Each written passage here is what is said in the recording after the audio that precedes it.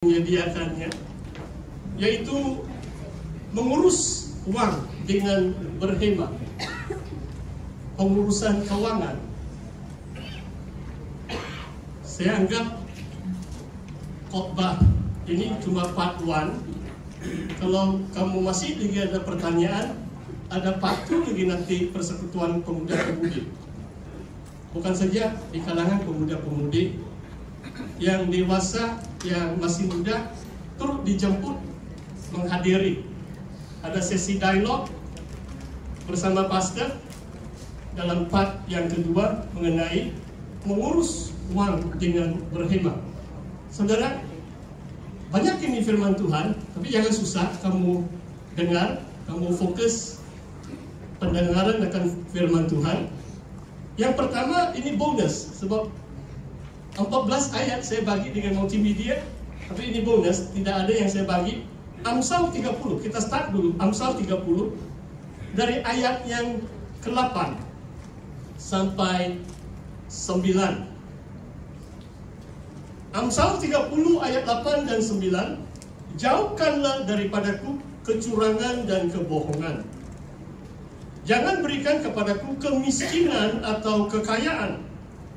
Biarkanlah aku menikmati makanan yang menjadi bahagianku atau bahagian yang secukupnya. Supaya kalau aku kenyang, aku tidak menyangkalmu dan berkata, siapa Tuhan itu? Atau kalau aku miskin, aku mencuri dan mencemarkan nama Allahku. Oh, saya rasa ini kata-kata hikmat Raja Salomo. Jangan biar saya miskin, jangan biar saya kaya. Golongan pertengahan saja, kan? Ini yang kita harapkan lah. Kita ini middle class lah ini. Kalau boleh lah itu. Kalau terlalu miskin pun susah, nanti mencuri, menghujat nama Tuhan. Kalau kaya pun susah, sebab nanti kita pikir kita yang hebat. Di mana Tuhan? Siapa Tuhan? Saya yang hebat, saya jadi kaya. Dan inilah kata-kata Raja Salomo. Saudara, firman Tuhan yang kedua dalam Ibrani 9 ayat 4. Tadi saya harap kamu mendengar itu pembacaan teks Alkitab. Di situ mengatakan, barang siapa menang, aku berikan mana yang tersembunyi. Dalam Ibrani bab 9, surat Ibrani, saya baca ayat yang keempat. Di situ terdapat mezbah pembakaran ukupan dari emas dan tabut perjanjian, the golden incense and the ark of the covenant, yang seluruhnya disalut dengan emas. Di dalam tabut perjanjian itu tersimpan buli-buli emas berisi mana, tongkat Harun yang pernah bertunas, dan lolo batu yang bertuliskan perjanjian. Itu 10 hukum Allah. 3 perkara atau 3 benda yang ada di dalam kotak atau tabut perjanjian Tuhan itu. Buli-buli emas yang berisi mana. Saudara tahu cerita mana? Cerita pemberian Tuhan mana itu adalah waktu mereka menggembala di padang gurun. Kalau padang gurun susah mau cari makanan, kayu api pun susah. Mau untuk memasak, susah mau cari air. Kadang-kadang saja hujan kalau di padang gurun, jarang sekali hujan. Tapi Tuhan memberi mana? Itu roti yang jatuh dari langit. Dan itu sekarang terletak di dalam tabut perjanjian sebagai peringatan bahwa selama 40 tahun, ini bukan 4 hari saudara, ini bukan 4 bulan, Tuhan memelihara umatnya selama 40 tahun penggembaraan melalui pemberian mana dari surga. Maksudnya Tuhan yang memberi umatnya makanan, minuman. Kalau kita imani Tuhan, hidup di dunia ini bukan senang kan? Bukan senang.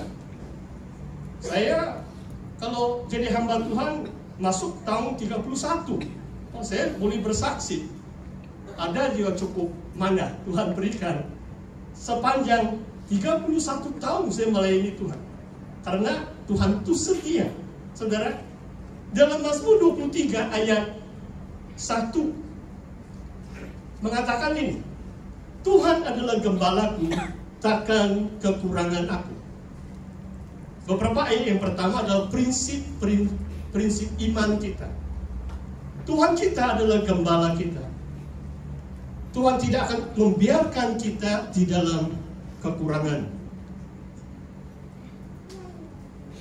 The Lord is my shepherd, I shall not want. Oh, itu luar biasa. Tapi kita perlu mengimani Tuhan sebagai gembala kita.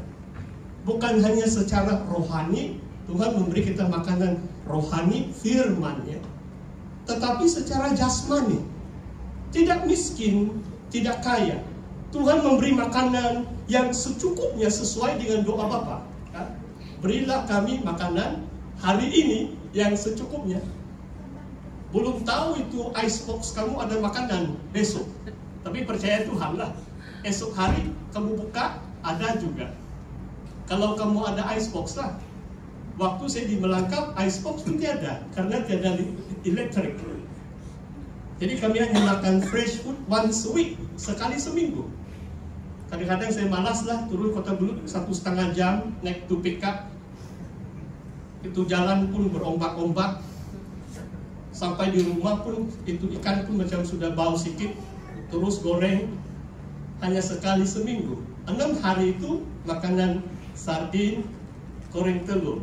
Tapi saya lebih sehat waktu itu. Sekarang saya lebih kurang sehat sebab banyak pilihan makanan. Haleluya. Tuhan gembalaku, tidak akan kekurangan aku. Oh, luar biasa. Yang seterusnya Matius. Ini cuma prinsip-prinsip. Bahagian kedua khotbah saya beri secara praktik bagaimana kita mengurus keuangan kita secara berkhidmat. Matius 6 ayat 33. Tetapi carilah dahulu kerajaan Allah dan kebenarannya, maka semuanya itu akan ditambahkan kepadamu. Seek ye first the kingdom of God and His righteousness, and all these things shall be added unto you. Apa saja keperluan kita, Tuhan yang menambahkannya. Asalkan kita mengutamakan kerajaan surga dan kebenaran. Jauhkan aku dari kebohongan dan kecurangan. Kan? Banyak orang cepat mau kaya, curang, bohong, rasuah. Jauhkan aku dari kecurangan dan pembohongan. Kalau kita percaya Tuhan, kita mencari kerajaan Tuhan, kebenaran, tetap pegang kepada prinsip nilai-nilai rohani kita. Jangan kompromi dengan firman Tuhan. Tuhan yang menambah. Tidak pernah ada kekurangan bagi orang yang percaya akan janji Tuhan. Sebab Tuhan Yesus yang menjanjikan dan Dia berkuasa untuk melaksanakan. 1 Timotius 6 ayat yang ke-8 mengatakan, asalkan ada pakaian dan makanan, cukuplah. Oh, luar biasa juga tahu ayat ini. If you have food and clothing, be content, be thankful, syukurlah. Nampaknya dalam perjanjian baru Tuhan tidak menjanjikan rumahku, hanya pakaian dan makanan saja kan. Dulu saya pernah tanya begitu, Tony, sekarang kamu jadi hamba Tuhan, di mana kamu tinggal? Dulu saya ada naif sedikit.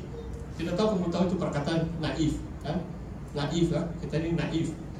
So saya baru masuk pelayanan 30 tahun, jadi saya bukan tahu segala sesuatu kan.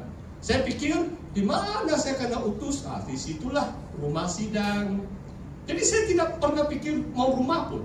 Yang penting cukup makan dan pakaian. Sampai 42 tahun saya tidak memiliki rumah. Kadang-kadang melayani di pusat pun, kamu tahu penginapan saya yang pertama di bilik di Wisma SIB, sekarang luas sudah itu, pejabat sudah. Itu jendela pun tidak ada. Katil itu double bed, bukan queen size, cuma double bed. Saya, istri dan anak 5 tahun waktu itu. Beberapa kali saya jatuh ke bawah. 6 bulan kami menginap di situ. Di mana pelayanan rumah sidang, begitulah itu. Setelah selesai sekolah PhD, tidak juga ada rumah mana-mana. Saya tinggal sama adik saya. Malu juga. 5 minggu saya tinggal tempat adik saya. Mungkin 1 minggu tempat Datuk Endrinus Amin. Kemudian menyewa di STS. Jadi saya pindah randa. Karena pegangan prinsip pelayanan saya adalah asalkan cukup makanan dan pakaian, syukurlah. Kan? Tapi hidup di dunia kita tidak boleh terlalu naif kan. Kalau tiada rumah, selalu pergi rumah orang, tidak lama orang susah ini. Jangan kamu terlalu pergi rumah orang kan. Sekali-sekala lah boleh lah itu. Bahkan tuh penilik tuh suka memberi tumpangan, maksudnya kita harus hospitable. Ya, kalau orang semalam, 2 malam oke lah itu. Kalau setiap bulan kamu minta tinggal di sana, lama-kelamaan dia bilang bye-bye. Dia sudah kunci sudah itu pagar. Dia takut sudah kamu selalu naik di rumah dia. Jadi saya percaya walaupun firman Tuhan mengatakan cukup pakaian dan makanan, di antara keperluan asasi atau our basic needs termasuk rumah. Waktu saya 42 tahun lebih baru saya dapat memiliki rumah. Itu pun bukan karena kekayaan saya. 1 ringgit pun saya tidak ada laburkan, tapi saya dapat rumah. Kamu boleh baca buku Anak Panah, promosi buku saya lah, sebab panjang nanti khotbah kalau pastor panjang bersaksi. Cukuplah untuk itu. Saudara, firman Tuhan yang lain 2 Korintus 8 ayat 15 masih lagi prinsipnya. Sebab ada tertulis orang yang mengumpulkan banyak, 2 Korintus 8 ayat 15. Orang yang mengumpulkan banyak tidak kelebihan, dan orang yang mengumpulkan sedikit tidak kekurangan. Wah, prinsip ini pun luar biasa ya saudara. Kamu tinggi gaji pun macam tidak juga banyak sangat. Kamu sedikit gaji pun tidak kekurangan juga. Itu keajaiban Tuhan saudara. Apa yang saya boleh katakan kalau bukan sejak abad yang pertama, dalam konteks pelayanan saya dalam sidang Ujung Borneo, kalau mengenai sosioekonomi, kita ini macam ada yang menurut pandangan dunia miskin, 300 saja itu kebajikan dari kerajaan. Ada yang kaya, itu setiausaha tetap kementerian 25.000 1 bulan gaji mereka, harap mereka beri persepuluhan lah. Ada politician lagi, macam-macam. Waktu saya pastor di Likas, betul-betul jurang itu sangat besar. Ada menteri kerajaan persekutuan, ada timbalan ketua polis, ada profesor madya, ada setiausaha tetap, pegawai kerajaan yang pegawai tinggi kerajaan. Jadi mungkin mereka 10.000 ke atas.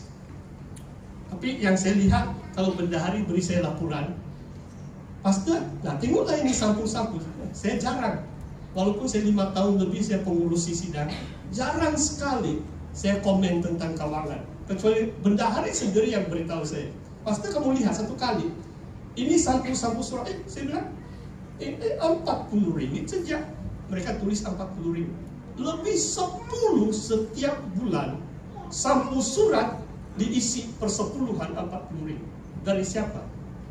Dari warga Indonesia.